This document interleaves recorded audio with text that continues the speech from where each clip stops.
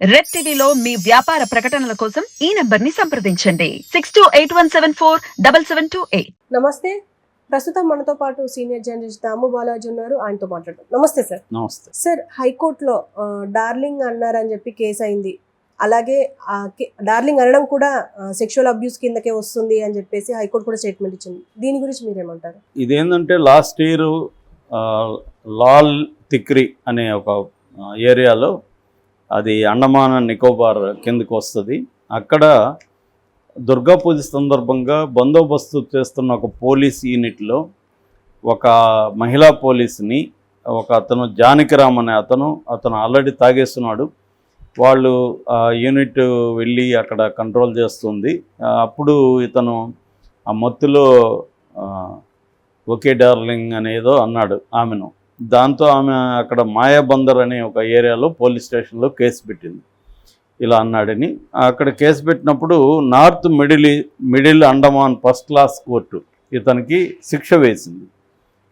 ఈ డార్లింగ్ అనేది అబ్యూజింగ్ కిందకి వెళ్ళక, నీకు సంబంధం లేని ఒక స్త్రీని, పరాయి స్త్రీని పట్టుకొని డార్లింగ్ అంటే అది సెక్సువల్ అబ్యూజ్ కిందకి వస్తుంది అనేది ఆ కోర్టు చెప్పింది. దాంతో అతను ఆ తీర్పుకు వ్యతిరేకంగా హైకోర్టులో అపీల్ పిటిషన్ వేశాడు. ఈ జానకిరామ్ కలకత్తా హైకోర్టులో అది మొన్న తీర్పిచ్చింది. కలకత్తా హైకోర్టు కింది ఫస్ట్ క్లాస్ మేజిస్ట్రేట్ చెప్పిన తీర్పునే అదే కరెక్ట్ అని హైకోర్టు కూడా చెప్పిందనమాట. సో జస్టిస్ సేన్ గుప్తా ఈ తీర్పిచ్చారు.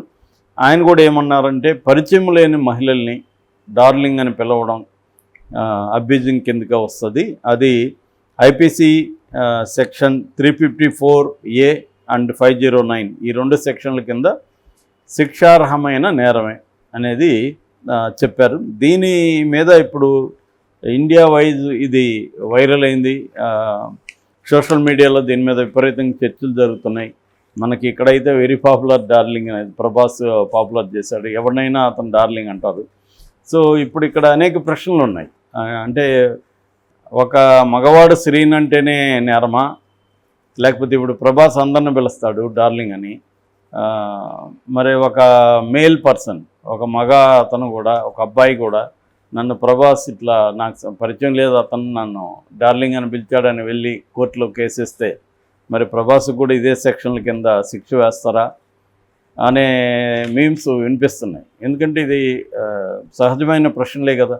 అంటే మగవాడిని డార్లింగ్ అనొచ్చా, స్త్రీలను మాత్రం అంటేనే ఇదా అబ్యూజ్ చేసినట్ట, లేకపోతే స్త్రీలు మగవాళ్ళని అంటే కూడా అబ్యూజ్ అవుతుందా? స్త్రీలు కూడా పరాయి కొత్త స్త్రీ అంటే సంబంధం లేని స్ట్రేంజర్స్ కూడా చాలాసార్లు అబ్బాయిలను రకరకాలుగా పిలుస్తారు. నాన్న, బాబు అనో, లేకపోతే బుజ్జి కన్నా అనో, లేకపోతే ఏదో రకంగా సెటైర్గా పిలవడం, రకరకాలుగా పద్ధతులు ఉంటాయి. అలాంటప్పుడు నువ్వు ఏది సెక్సువల్ అబ్యూజు, ఏది మామూలు పిలుపు? ఇప్పుడు గురువు అని పిలుస్తారు చాలాసార్లు, లేకపోతే మనకు సినిమాలలో ఏదన్నా పాపులర్ అయిన బ్రో అంటారు, అందరూ బ్రో అంటారు. అలాగే రకరకాల పద్ధతులు. అట్లాగా ప్రభాస్ డార్లింగ్ పాపులర్ చేశాడు కాబట్టి దానికి డార్లింగ్ అనడం అది చాలామంది చేస్తున్నారు ఇవాళ. సో ఇలాంటి అబ్యూజా కాదనేది ఎప్పుడైనా ఇండియాలో ప్రాబ్లం ఏంటంటే, చట్టాల కంటే కూడా చట్టాలని ఎవరు ఇంటర్ప్రిట్ చేస్తున్నారనేది ఇంపార్టెంట్. అంటే ఆ చట్టాలని ఇంటర్ప్రిటేషన్ ఇంపార్టెంట్. మన ఇండియన్ ట్రెడిషన్లో కూడా ఉపనిషత్తులు, వేదాలు, బుద్ధిజం ఏదైనా కూడా ఆ టెక్స్ట్ ఏం చెప్తుందనే దానికంటే ఆ టెక్స్ట్ని ఎవరు ఎలా ఇంటర్ప్రిట్ చేశారనేది ఇంపార్టెంట్.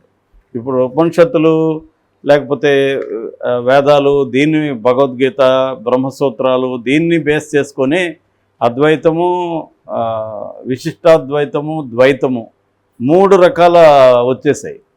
ఈ మూడిటికి మూలం ఏంటి? మళ్ళీ అవే నేను ఇందాక చెప్పినవి. దాన్ని బేస్ చేసుకుని ఒకరేమో ప్రపంచం 2గా ఉందంటారు, ఒకరు ప్రపంచం 2గా లేదు, ఒకటే అంటారు. సో ఇంకొకటి అని ఇవన్నీ అక్కడి నుంచో వచ్చాయి. అంటే మనకి వ్యాఖ్యానాలు అనేవే ఇంపార్టెంట్. హిందూ మత గ్రంథాలైనా చట్టమైన వ్యాఖ్యానాలే ఇంపార్టెంట్. అలాగా ఈ ఇద్దరు జడ్జెస్, ఒకరు మ్యాజిస్ట్రేటు, ఒకరు హైకోర్టు జడ్జి, వీళ్ళిద్దరు ఫీల్ అయ్యారు అంతే. ఇక్కడ చెప్పుకోదగింది. చట్టంలో ఉంటాయి కానీ అది రోజువారీ దీంట్లో నడుస్తూ ఉంటాయి. సో ఈ రెండోది ఈమె కానిస్టేబుల్ కాబట్టి కంప్లైంట్ ఇచ్చింది. మామూలుగా అయితే డార్లింగ్ అని ఎవరైనా అంటే అక్కడే తిడతారు, డార్లింగ్ అని నువ్వు ఎవడురా నన్ను డార్లింగ్ అని పిలవడానికి తిడతారు. సో అయిపోతుంది అక్కడ మామూలుగా అయితే. దాన్ని తీసుకెళ్ళి కంప్లైంట్ ఇచ్చిన పోలీసులు కూడా వాడిని పిలిచి ఏదైనా మందలించడమో చేస్తారు తప్ప దాని మీద కేసు సీరియస్గా పుటప్ చేసి కోర్టు వరకు తీసుకెళ్ళి అంత స్థాయిలో జనరల్గా అయితే ఉండదు. ఇక్కడ ఏంటంటే ఈమె లేడీ కానిస్టేబుల్ కాబట్టి పోలీసులు కూడా సీరియస్గా తీసుకున్నారు. మేబీ నాకు తెలిసి ఓన్లీ డార్లింగే అన్నాడా, ఇంకేమన్నా వీళ్ళిద్దరి మధ్య ఒక చిన్న క్లాష్ లాగా జరిగి ఈమె సీరియస్గా తీసుకొని దీన్ని హైలైట్ చేసిందా అనేది కూడా మనకు తెలియదు డీటెయిల్స్. జనరల్గా అయితే అలా జరిగే అవకాశమే ఉంది. ఎవరన్నా డార్లింగ్ అని పిలిస్తే పైగా పోలీస్ ఆవిడ గమ్మున ఎందుకు ఉంటుంది, వాడికి అక్కడే షంటింగ్ ఇస్తుంది కదా. మేబీ అతను కూడా స్ట్రాంగ్గా ఉండి అతను కూడా ఇంకా నిలబడి నువ్వేం చేసుకుంటూ చేసుకో, నేను పిలిచానని గట్టిగా మాట్లాడి అట్లే ఉన్నప్పుడు మాత్రమే పోలీసులు కేసులు పెడతారు. కానీ జనరల్గా అయితే పోలీసులు అవతల వాళ్ళు వీక్ అయితే అక్కడికక్కడే కోటింగ్ ఇచ్చేస్తారు, లేదా అతను పోలీస్ స్టేషన్కి తీసుకువెళ్ళి అక్కడ కోటింగ్ ఇస్తారు. ఇలాంటివి జరుగుతుంటాయి. మరి ఇక్కడ ఏం జరిగిందనేది తెలీదు. ఏదేమైనా దీని నుంచి మనం టేక్అవే ఏంటంటే మనకు సంబంధం లేని మహిళల పట్ల రెస్పెక్టబుల్ లాంగ్వేజ్లో మాట్లాడడం, గౌరవంగా ఉండడం. చాలామంది ఏంటంటే మహిళలు అనగానే వాళ్ళని ఏకవచనంలో పిలవడం కూడా నేను చాలామంది చూస్తాను. మహిళలు అనగానే టేకన్ ఫార్ గ్రాంటెడ్, వీళ్ళని మీరు అనడం, మేడం అనడం అని నువ్వు అనేయడం, ఏకవచనంలో మాట్లాడడం జరుగుతుంది. అదే మగవాళ్ళని అయితే సార్ అని పిలుస్తారు. విమెన్ని మేడం అలా అంటే వీళ్ళకి చాలా ఇబ్బందిగా ఫీల్ అవుతారు. చాలామంది మేడం అని సంబోధించరు పెద్దోళ్ళైనా కూడా. సో ఇటువంటి అంటే కల్చరల్ డిఫరెన్సెస్ మనకి బలంగా ఉంది కాబట్టి మేబీ ఒక షాక్ ఇద్దామనుకుని ఉండొచ్చు కోర్టు, కొద్దిగా ఇస్తే కానీ వీళ్ళు యాటిట్యూడ్లో తేడా రాదని అనుకుండొచ్చు.